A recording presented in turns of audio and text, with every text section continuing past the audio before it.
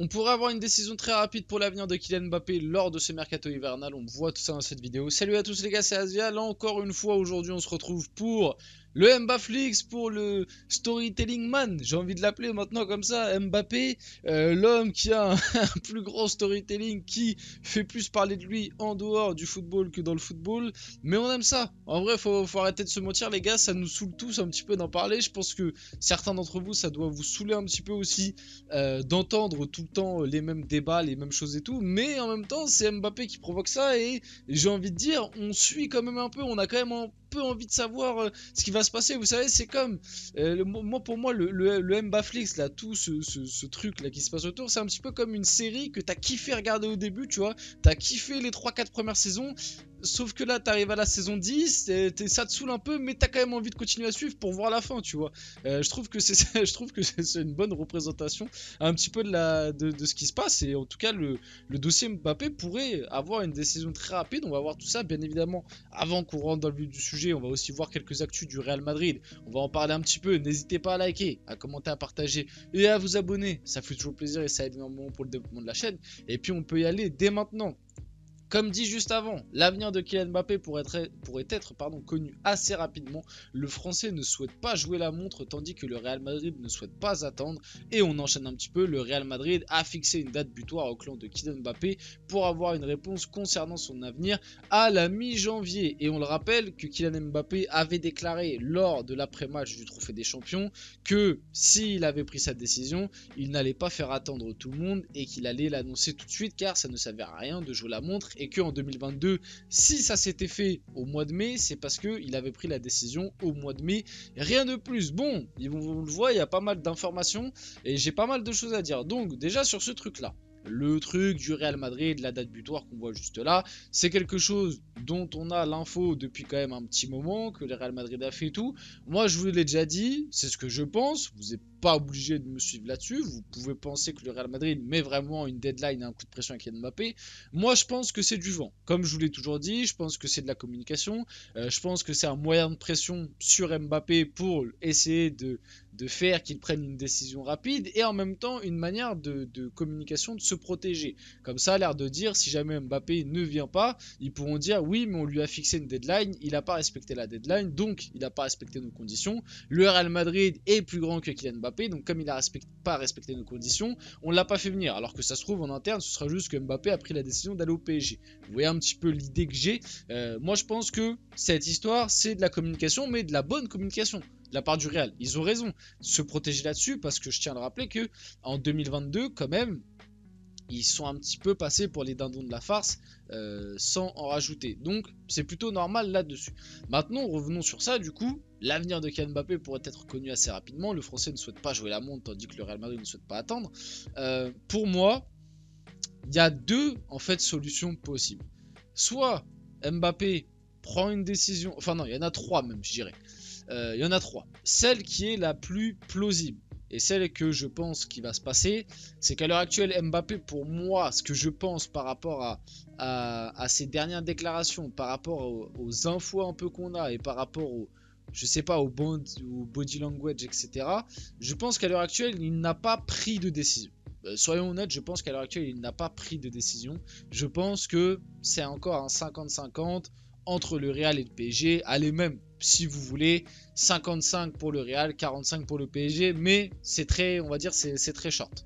La deuxième solution, il décide de prolonger du côté du PSG, et si c'est le cas, il pourra très bien l'annoncer très prochainement. D'ici, imaginons s'il prend sa décision d'ici un mois, il pourra l'annoncer dès que la décision est prise, à part si il veut encore jouer ce côté storytelling et faire un petit peu comme en 2022, attendre la fin de saison, parce que sa déclaration comme quoi en 2022 ça a été officialisé à la fin de la saison parce qu'il avait pris sa décision à la fin de la saison, on le sait, c'est un petit peu du vent parce qu'en réalité, il avait signé son contrat, enfin il avait donné son accord au PSG pour une prolongation plus vers mars-avril et on l'avait su grâce à l'affaire Aminata Diallo, notamment des appels téléphoniques et tout que la police avait comment dire, avait révélé, avait dû examiner. Voilà.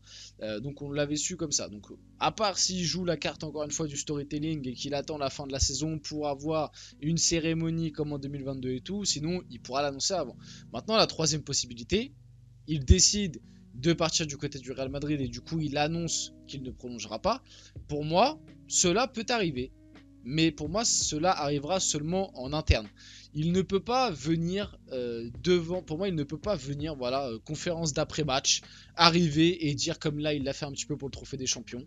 Je prolongerai pas avec le PSG, je vais partir libre, etc. Pour moi, c'est impossible pour la simple et bonne raison que ça. Je pense que ça ferait un tel torrent médiatique autour du PSG que ce serait néfaste pour le club, même vis-à-vis de ses coéquipiers, vis-à-vis du projet PSG, etc. Qu'il annonce en plein cours de saison alors que la saison n'est même pas finie, qu'il part. Je pense que honnêtement c'est limite infaisable. Par contre, en interne, il peut complètement venir et dire les gars, je vous l'annonce dès maintenant, commencez à chercher un remplaçant, etc.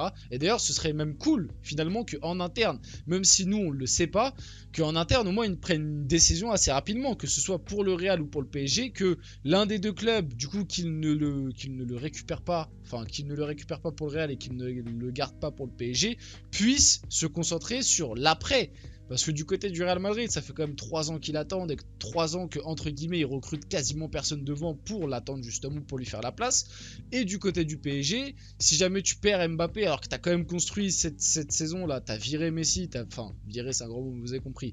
Messi est parti, Neymar est parti, etc. Et que en gros, tu as construit une équipe autour d'Mbappé, il faut pas se cacher, l'équipe du PSG a été construite autour de lui, et qu'il part. Ce serait bien que le PSG soit au courant avant le mois de mai, quoi. Histoire de se positionner un petit peu peut-être sur des gros joueurs pour essayer de remplacer un Mbappé. Je sais pas, la commu parisienne est fan de Léao. Bon bah voilà, pour faire un Léao, il faut quand même un petit peu de temps, etc. pour négocier. C'est pas quelque chose d'évident. Et c'est un exemple, hein. Moi personnellement, Léao, c'est pas non plus le truc numéro 1 que je voudrais. Mais vous avez compris un peu l'idée. Bon, en tout cas. Mbappé clos, on va passer un petit peu sur d'autres actus autour du Real. Le Real Madrid a envoyé plusieurs reprises des représentants pour observer les Euro. En plus, c'est bien, c'est que les Euro, pardon, ça concerne un peu le Real et le PSG en même temps. Parce que il est observé par les deux clubs. Bon, globalement, il est observé par pas mal de clubs. Les Euro, bah, ce serait une très bonne recrue pour le Real en tant que décès de rotation, même si à l'heure actuelle, il y a tellement de blessures au poste de défenseur central, défenseurs centraux pardon, au Real Madrid que finalement si tu prends un Lenny Euro, il viendrait y jouer. Je sais pas si le Real est vraiment chaud pour le prendre dès cet hiver. En tout cas peut-être que le Real va falloir qu'il recrute quelqu'un cet hiver. Pour l'instant c'est vrai que le mercato du Real il est assez calme, le mercato hivernal, alors que bon, faudra peut-être essayer de combler quelques absences quoi, parce que t'as pas mal de blessures. Pour l'instant tu recrutes personne.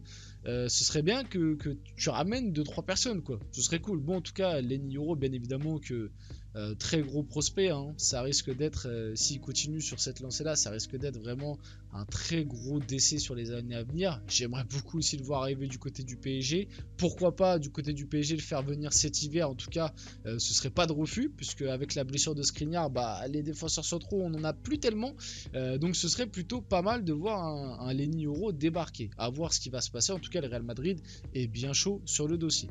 Je voulais aussi parler un peu de Carlo Ancelotti, qui est l'entraîneur de l'histoire du Real Madrid avec le plus fort pourcentage de victoires. Est-ce qu'on peut dire que c'est le meilleur entraîneur de l'histoire du club merengue? Petit débat, je vous laisse répondre dans les commentaires. Moi je vais vous donner mon avis. Bon, de l'histoire c'est assez compliqué parce que bon, on est passé par tellement d'époques dans le football, tu vois, le Real des années 50 qui prend 5 Ligues des Champions d'affilée, je sais même pas d'ailleurs c'était qui l'entraîneur, je m'en excuse, j'ai pas pensé à vérifier cette info là, mais voilà. Il y a eu plein de Real Madrid, là sur les dernières années, quand même le Real de Zidane, tu vois, Zidane qui prend 3 Ligues des Champions d'affilée et tout c'est fort, mais c'est vrai que Carlo Ancelotti, je trouve que au-delà du débat, répondre sur le est-ce que c'est le meilleur entraîneur de l'histoire, c'est assez compliqué, peut-être que bah, du coup là il a prolongé, peut-être qu'à la fin de son contrat en 2026 on aura déjà un petit peu plus de réponses là-dessus.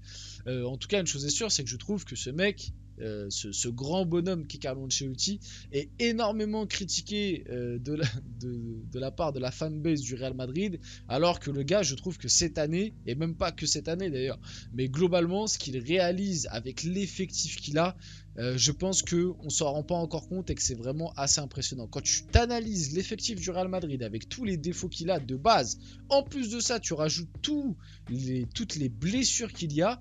Malgré tout, t'es premier de Liga, t'as fait 18 sur 18 en Ligue des Champions. Alors ok, t'as pas le jeu le plus flamboyant, mais voilà, les faits sont là et les résultats sont là et c'est assez impressionnant. Donc, grande Carlo et il faut mettre un peu plus de respect sur ce mec. Et pour finir la vidéo, Keylor Navas s'est proposé au Real Madrid l'été dernier pour pallier à la blessure de Thibaut Courtois. Le club madrilène a refusé et nous du côté du PSG, en vrai on aurait plutôt kiffé parce que ça nous aurait libéré d'un gros salaire. En tout cas, le Real Madrid n'a pas voulu d'une The Last Dance de Keylor Navas et a décliné l'offre. Voilà, on finit la vidéo là-dessus. J'espère que la vidéo vous a plu. Si c'est le cas, n'hésitez pas à la liker, à commenter, à partager et à vous abonner. Les gars, c'était Azial. On se retrouve très rapidement pour une prochaine vidéo.